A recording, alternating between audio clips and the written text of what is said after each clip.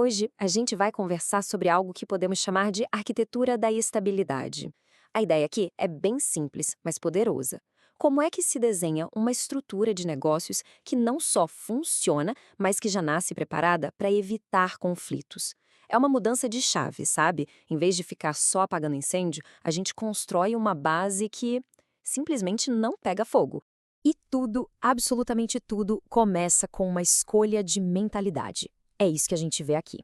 De um lado, tem o perfil reativo.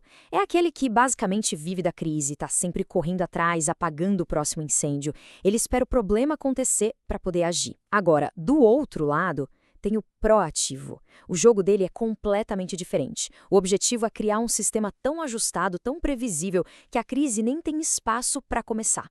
Essa frase aqui, ela resume a ópera inteira de uma forma genial. Quem só resolve briga vira bombeiro caro. Quem estrutura vira arquiteto do poder.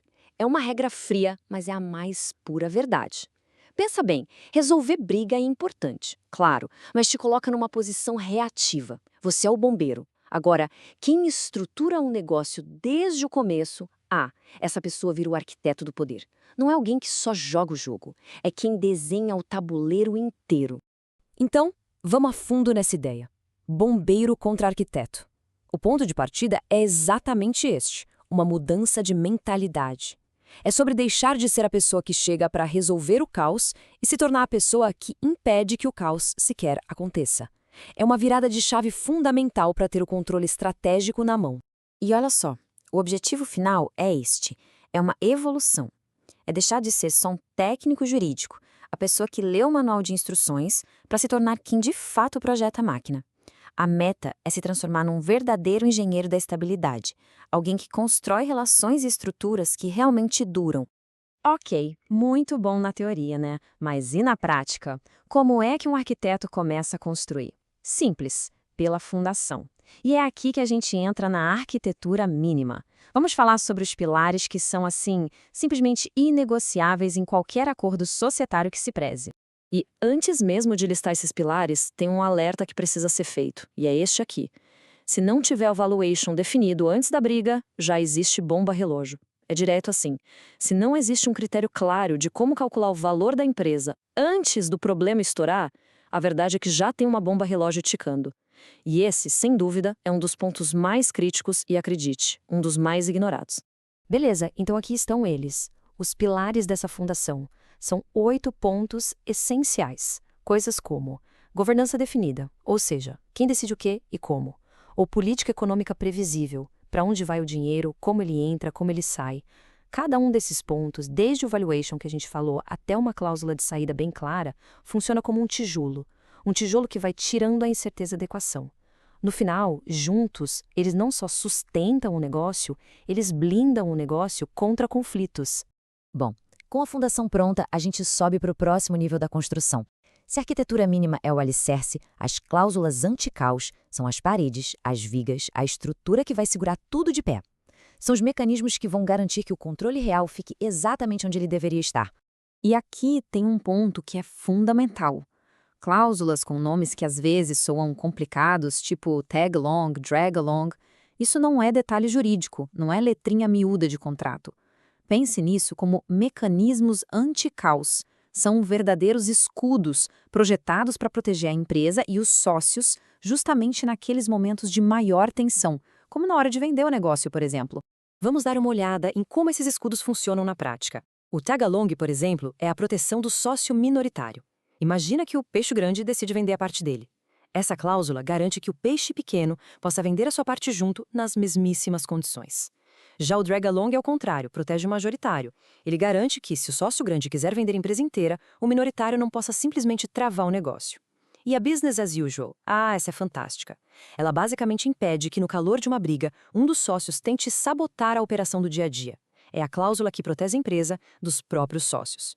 Certo, então a gente já tem a mentalidade de arquiteto e as ferramentas, que são essas cláusulas. Mas como é que a gente transforma tudo isso em algo concreto? Algo que o empresário olha e entende na hora. É aí que entra o conceito de prevenção como produto. A ideia é transformar a estabilidade em algo mensurável.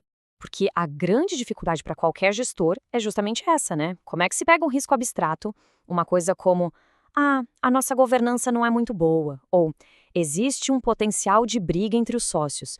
Como é que se transforma isso em algo concreto? Como transformar uma preocupação que é subjetiva num dado que força uma ação?